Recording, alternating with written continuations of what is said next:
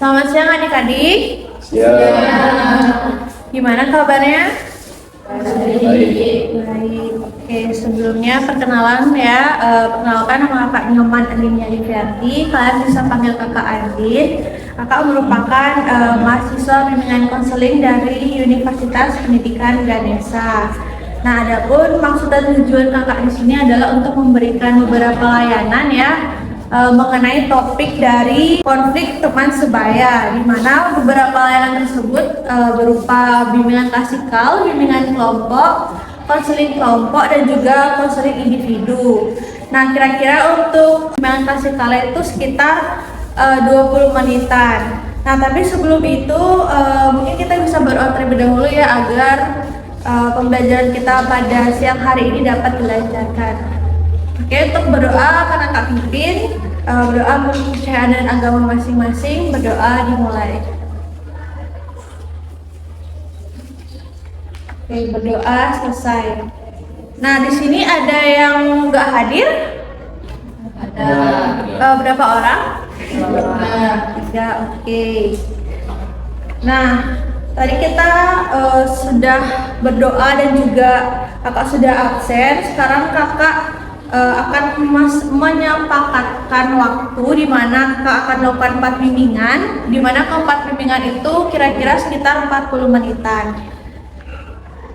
Oke, sekarang adik-adik apa siap untuk menerima materi mengenai konflik teman sebaya? Siap. Oke, siap. Langsung ya.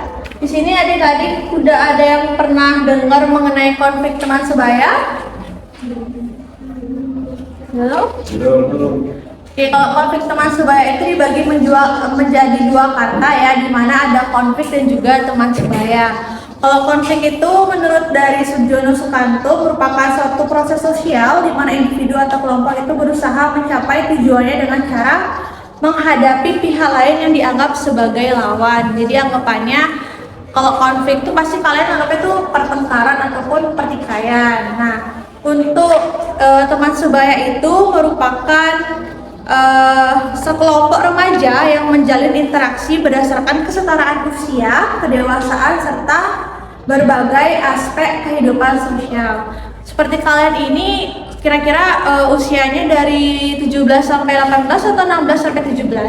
17 sampai 18. Jadi kalian setara kan ya, sama usianya. Tapi kalau misalkan kalian sama kakak itu disebut teman sebaya atau enggak?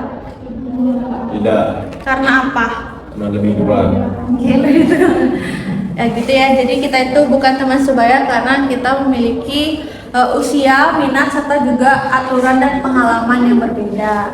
Nah, dari 2 definisi tersebut dapat kakak simpulkan ya bahwa konflik teman sebaya itu merupakan bentuk pertentangan atau ketidaksepakatan yang terjadi dalam interaksi antara remaja yang memiliki usia, minat, dan juga tujuan yang relatif sama yang muncul akibat dari perbedaan pendapat, emosi, ataupun perilaku.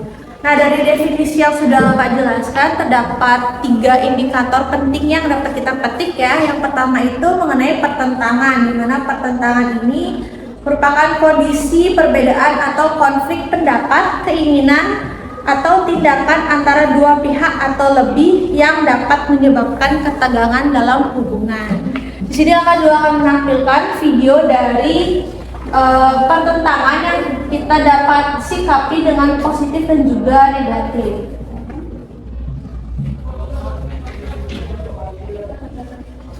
Maka akan menayangkan yang positif dulu ya, mungkin kalian bisa simak.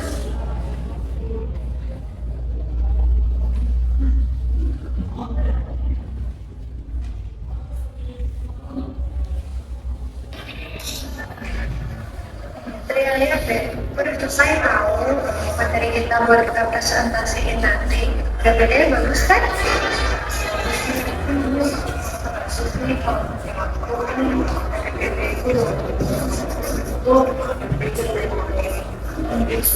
Oh ya, kira-kira kita mau diisi apa konten itu?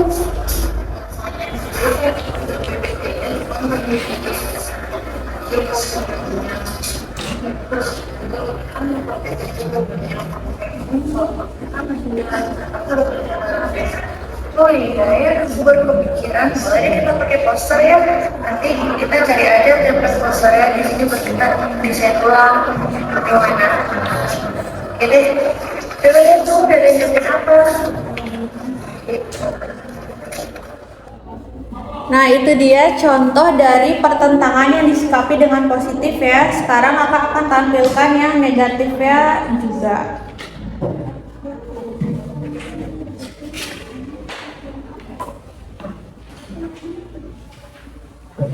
Ini untuk yang negatif. Oke, tugas kita udah selesai nih. Aku udah buatin PPT-nya buat kita presentasi nanti. Mau lihat nggak?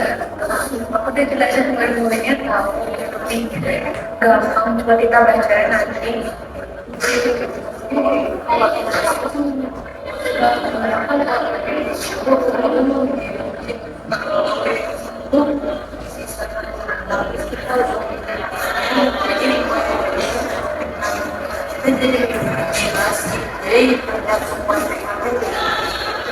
Itu kalau poster ribet banget nggak sih kita harus gambar ulang? Ini kan ribetnya sih kalau udah ada template-nya.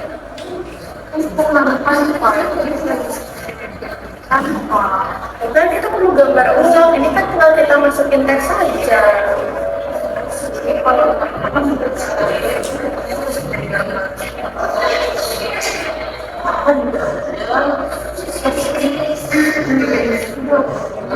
tapi aku udah buat PPT-nya tau. Contoh ribet aku nggak mau. Udah ya simple.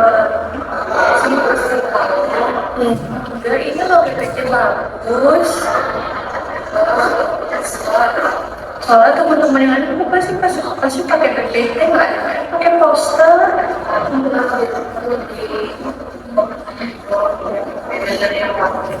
Tapi kan ribet dia, susah. Ya. Tapi aku nggak mau dia, pakai tas sendiri aja deh kalau gitu ya. Aku pakai PPT. Oke, itu dia video indikator mengenai pertentangan yang disikapi dengan negatif. Di sini ada yang bisa menyimpulkan mengenai video tersebut tentang apa? Oke, karena nggak ada, jadi bisa disimpulkan ya bahwa video pertentangan positif itu ketika kalian memiliki perbedaan pendapat sama teman, tapi kalau misalkan kalian berpikir secara positif dan juga bisa melihat sisi tengahnya, maka kalian itu tidak akan memiliki perbedaan pendapat, malah setuju akan satu hal yang mana itu akan baik untuk kalian gitu. Kalau yang negatif karena sama-sama nggak mau ngalah, jadinya terjadi perpecahan di antara mereka kayak gitu. Oke. Selanjutnya adalah indikator mengenai interaksi, di mana interaksi ini berarti saling mempengaruhi, saling menarik, saling meminta dan juga memberi. Di sini akan tayangkan mengenai video indikator dari interaksi ini.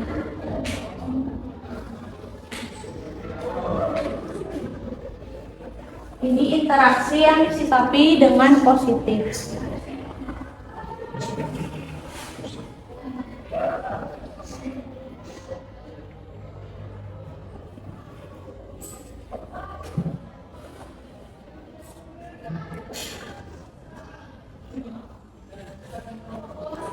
Oke, sebentar ya, ada sedikit problem.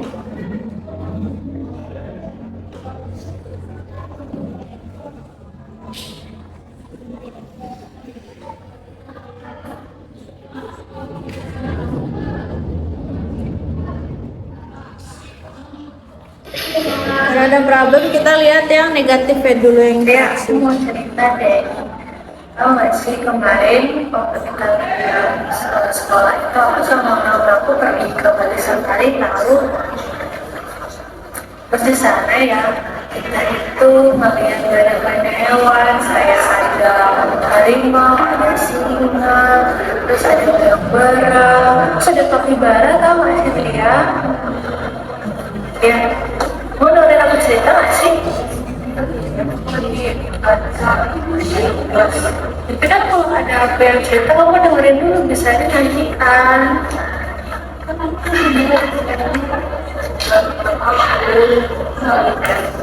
Tapi kan aku bisa nanti. Nah, tapi kan dengar aja sedikit.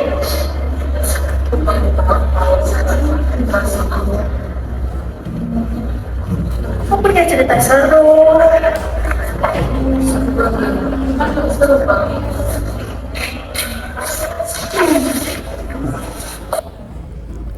Nah, itu yang negatifnya ya. Kakak coba lagi yang positifnya.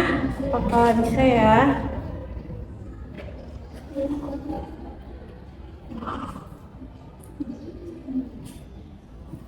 Oke, karena yang positifnya agak macet, jadi kurang lebih maknanya untuk yang negatif itu ketika teman kalian mau cerita tapi kalian tuh nyuekin karena kaliannya nggak mau diganggu. Tapi kan alangkah lebih baiknya bisa bilang secara baik-baik sama temannya kalau misalkan lagi pengen sendiri. Sedangkan kalau yang positif itu ketika teman kalian bercerita, kalian itu sama-sama excited. Jadi teman kalian itu enggak ngerasa sendirian gitu, nggak ngerasa aku itu nggak dianggap gitu. Nah, untuk indikator yang terakhir itu mengenai perilaku, di mana perilaku ini merupakan tanggapan atau reaksi individu terhadap rangsangan atau lingkungan. Kakak juga akan menampilkan video indikator terakhir ini yang positif dan juga negatifnya.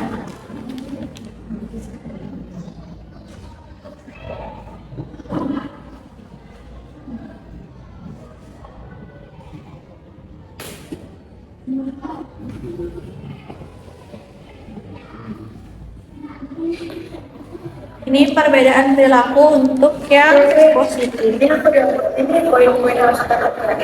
Kita tadi kan difasilitasi sama gurunya sih kan. Tapi nggak bisa kita kerjain sekarang nggak sih? Kamu gimana pendapat kamu? Udah pas belum? Jadi kita bisa mulai sekarang ya.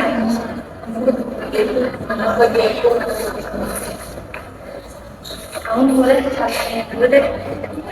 Oke?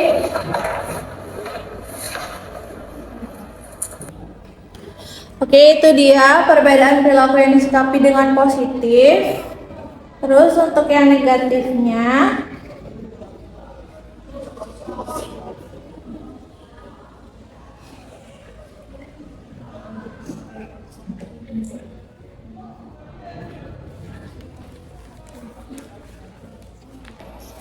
ini untuk yang negatifnya. Iya deh. Kita tadi juga suntikan sama gurunya kan?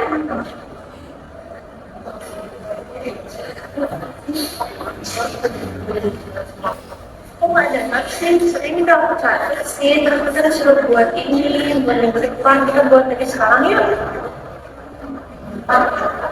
Iya, buat minggu depan. Tapi kan lebih baik lebih cepat kita vaksin sekarang. Ini aku udah nyiapin poin-poin yang harus kita kerjain. Jadi masih dulu aku bilang, itu kalau nanti belakangan yang ada nanti kita keteteran tahu.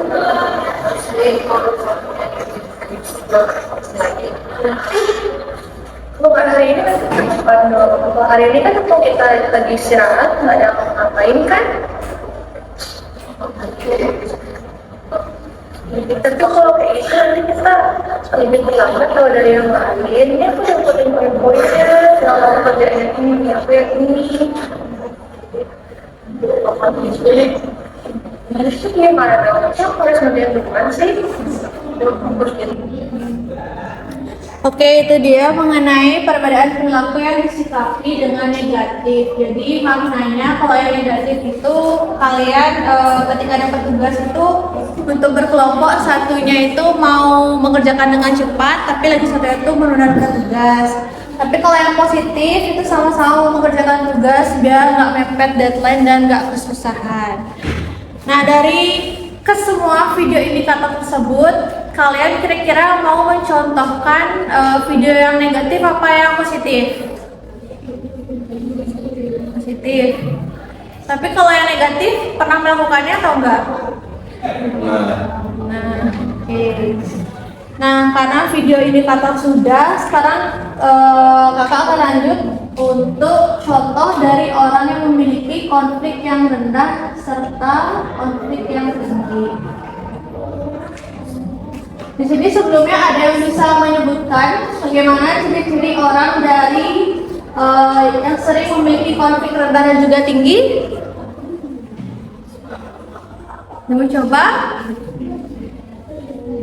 Oke, jadi untuk yang konfliknya rendah itu, dia itu memiliki sosial yang baik serta selalu berpikir untuk positif. Sedangkan untuk yang negatif itu, dia itu mudah tersulut emosi, gampang tersinggung, kayak gitu ya.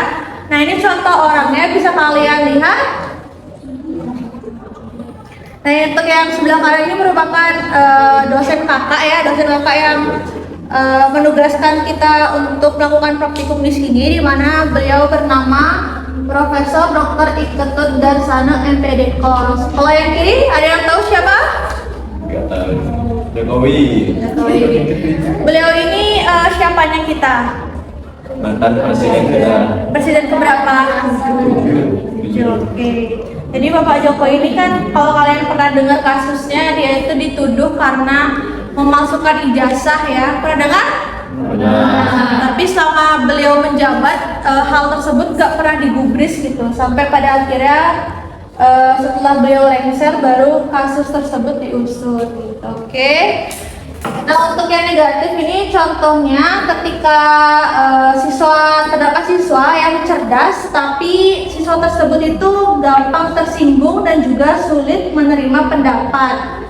Siswa tersebut juga sering bereaksi berlebihan dan juga terlibat konflik dalam kerja kelompok, serta kurang mampu dalam mengelola emosinya, sehingga dia itu sering membuat hubungan dengan orang-orang, baik keluarga maupun teman dan juga gurunya itu merenggang. Kalian punya nggak contoh teman yang kayak gini? Punya, tapi nggak mau sebutin. Oke, punya tapi nggak mau sebutin ya. Nah, dari kedua contoh orang tersebut, kalian kira-kira ingin memiliki kepribadian dengan konflik yang rendah apa yang tinggi? Yang rendah apa yang tinggi? Rendah. Oke, yang rendah ya. Nah, mungkin karena materi kita sudah habis, di sini apa ada yang bisa menyimpulkan mengenai materi yang sudah disampaikan kakak tadi? Oke, adik. Konflik teman sebaya merupakan bagian yang wajar dari interaksi sosial remaja. Maka dari itu diperlukan kemampuan mengelola pertentangan, interaksi, dan perilaku untuk menciptakan hubungan yang sehat. Oke, tepuk tangan untuk pemain dulu. Jadi karena materi kita sudah habis, di sini kakak akan memberikan kuesioner mengenai konflik teman sebaya ya, yang kalian bisa isi.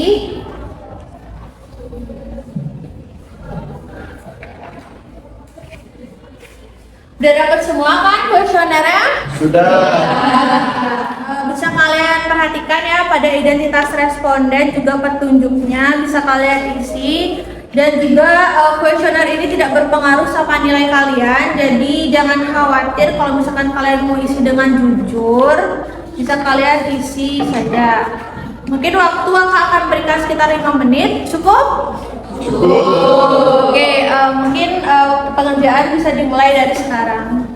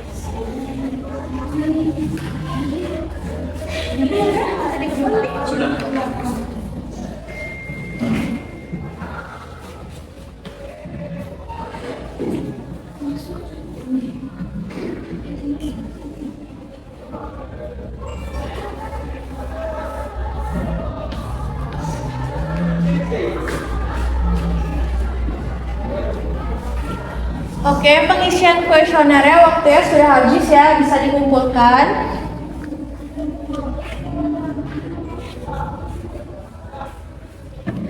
Oke, di sini kakak sudah mengumpulkan semua kuesioner yang sudah kalian isi. Nah, karena sesi bimbingan klasikal kita sudah selesai, kakak akan lanjutkan ke bimbingan kelompok. Untuk orang-orangnya mungkin kakak pilih dari tadi yang sempat gak aktif ya. Oke, nah karena dari itu bisa kita lanjutkan kembali ke bimbingan kelompok. Namun untuk yang lainnya jangan kemana-mana, tetap di sini tapi jangan berisik. Oke, mengerti? Oke, terima kasih.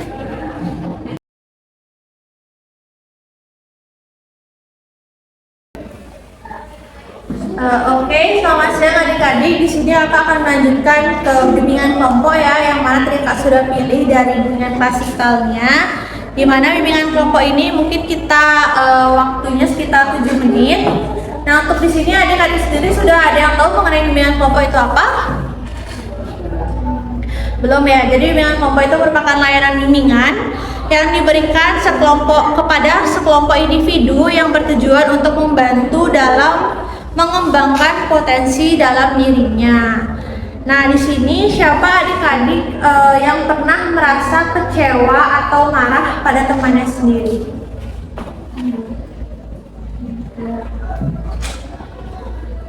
Karena waktu itu kan ada tugas, terus perbedaannya di jawaban sekali gitu.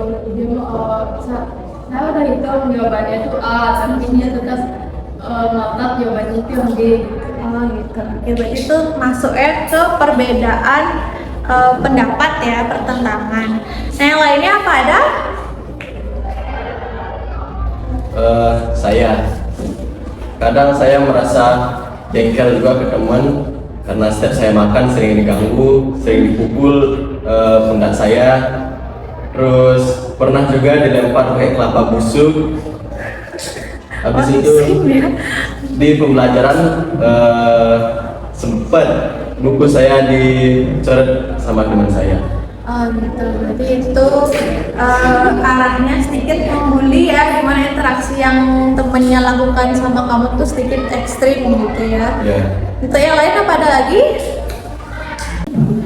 Dia sering menunda tugas karena saya menikmati game daripada tugas. Terus teman kelompok kamu itu dia lebih suka yang cepat gitu ya. Oke, nah mungkin itu termasuknya pada perbedaan perilaku ya. Nah, dari apa yang kalian sampaikan ini mungkin kita udah dapat banyak permasalahan ya, dari permasalahan mengenai perbedaan pendapat, lalu perbedaan interaksi dan juga perbedaan perilaku. Nah, setelah kalian mendengar hal tersebut, kira-kira apa yang ingin kalian lakukan untuk melakukan dalam hal agar kejadian tersebut tidak terjadi lagi kepada kalian? Maksudnya cara menanggulanginya gitu. Berkomunikasi ya, biar nggak ada salah paham lagi. Kalau adik ya? Menurut saya ingin bawa masalah ini kebaikan dan panggil orang tua mereka. Oke. Kalau adik ya? Menghapus game saya. Menghapus game. Oke. Nah, aku ucapkan terima kasih ya karena kalian sudah mau terbuka terhadap permasalahan yang kalian lakukan. Di sini pertanyaan terakhir ya, satu hal yang mungkin ingin kalian coba setelah sesi ini berakhir agar kalian itu tidak terlibat dalam konflik lagi. Kira-kira apa yang ingin kalian lakukan agar kalian itu tidak terjerumus gitu ke konflik yang sedang kalian hadapi? Mengantar emosi, oke. Terus yang lainnya? Lebih menjaga jarak dari teman saya yang jengkelkan ini. Kalau adiknya? Mencoba komunikasi dan mengubah perilaku. Oke, terima kasih ya. Nah, Kak harap semoga apa yang kalian sampaikan bisa kalian terapkan dalam kehidupan kalian.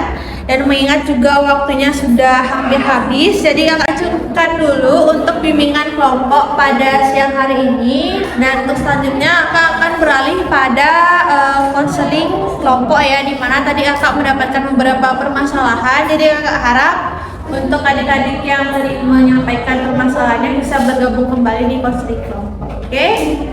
Oke, mungkin sekian dulu. Terima kasih.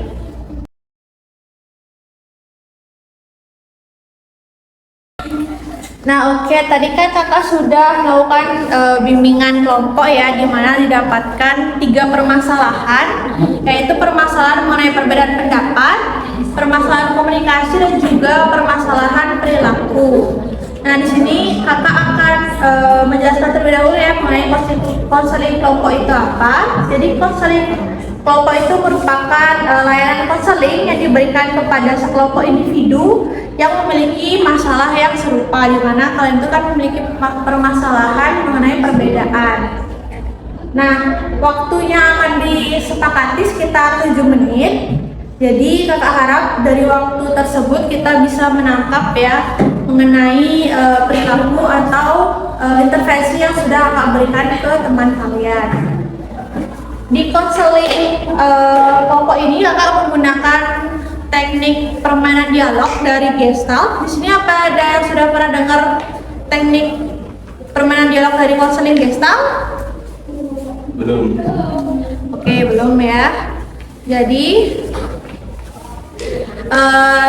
pendekatan Gestalt itu merupakan pendekatan yang memahami individu melalui relasinya dengan lingkungan, di mana tujuan utamanya adalah membantu konseli menerima pikiran dan juga perasaannya serta meningkatkan kepercayaan dirinya. Nah, untuk permainan dialog sendiri, di mana teknik ini melibatkan konseli yang diminta untuk berdialog dengan 2 kecenderungan yang bertentangan, yaitu kecenderungan top dog dan juga underdog. Top dog ini bersikap adil, otoriter, moralistik, menuntut seperti majikan atau manipulatif. Sebaliknya, underdog itu cenderung menjadi korban, membela diri defensif, tak berdaya dan juga lemah. Oke, mungkin segitu dulu penjelasan Kakak mengenai teknik yang akan Kakak gunakan. Di sini Kakak tertarik tadi di bimbingan kelompok itu mengenai masalahnya dari Desta, mengenai perbedaan komunikasi ya, atau interaksi. Mungkin Desta bisa maju ke depan. Iya.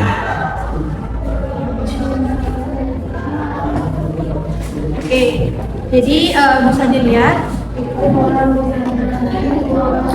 Jadi terdapat 2 kursi ya. Satu ini kursi Desta sebagai dirinya Desta, satunya lagi Desta sebagai lawan atau temannya Desta yang tadi membercandai Desta. Paham Desta?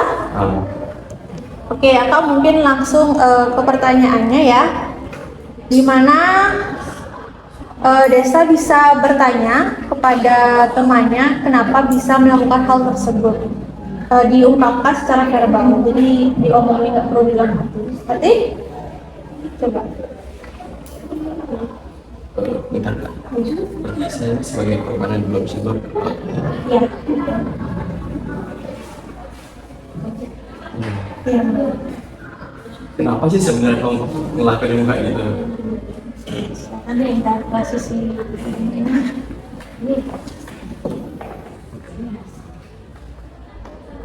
Ya gimana? Cuy. Ya gimana cuy? Soalnya aku bercanda dan kira kamu gak kenapa-napa. Maaf ya. Saya tidak ke sini lagi. Dari apa yang Desta sampaikan tadi, kira-kira bagaimana perasaan Desta ketika temannya itu mengatakan hal tersebut kepada Desta? Ya sebenarnya sih nggak apa-apa kalau bercanda, tapi dengan wajarnya. Coba kalau aku lagi makan kenapa juga ditepukan? Ya aku marahnya juga nggak enak karena kita teman kan. Oke, mungkin bisa pindah lagi. Kira apa jawabannya yang Desta harapkan untuk temannya bisa bilang ke Desta? Ya, Pak.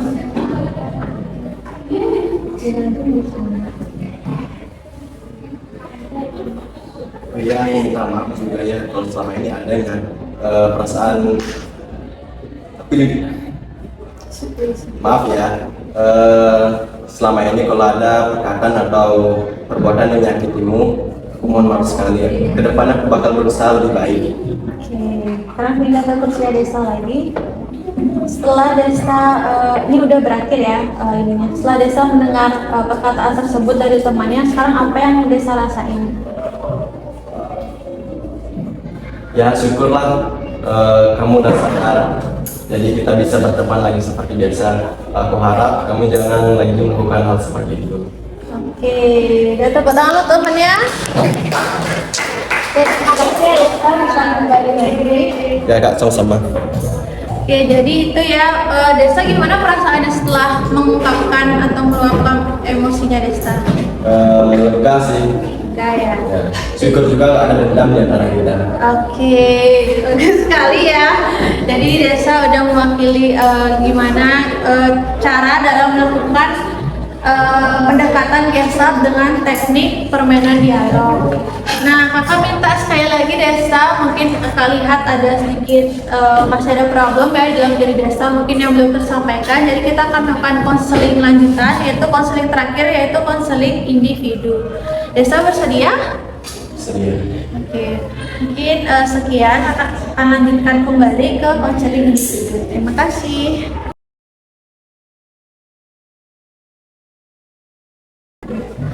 Oke Desa, sekali lagi Kak ucapkan terima kasih ya karena Desa udah berkenan untuk bisa meneruskan hasil tadi. Nah, sebelum itu Kakak ingin menjelaskan ya mengenai konseling individu itu sendiri, di mana konseling individu itu merupakan layanan konseling yang dilakukan secara tatap muka untuk mengatasi masalah pribadi. Di mana hal ini kita lakukan kurang lebih selama 6 menit saja ya. Oke, kita bisa langsung mulai.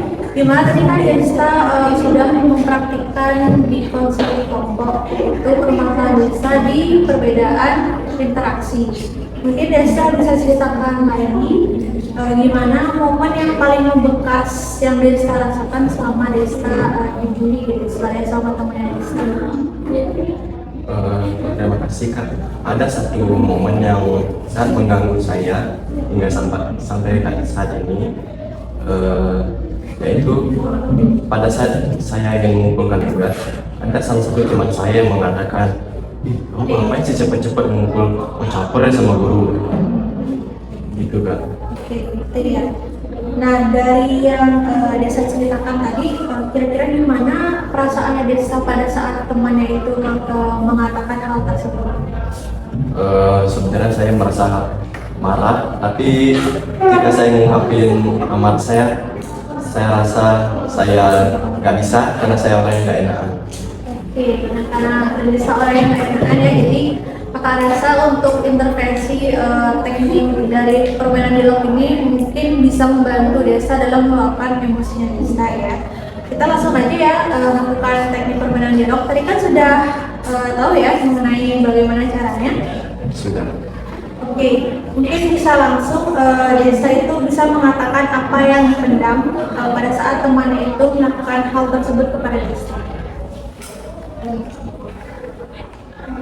Oke, sekarang aku mau jujur ke kamu ya. Sebenarnya aku marah saat kamu ngomong seperti itu. Cuma tuh karena nggak enak, jadi aku pendem aja sampai saat ini. Dan karena semua itu aku dendam ke kamu.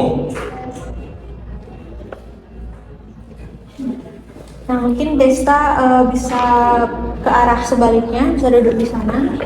Kira-kira apa yang ingin Desta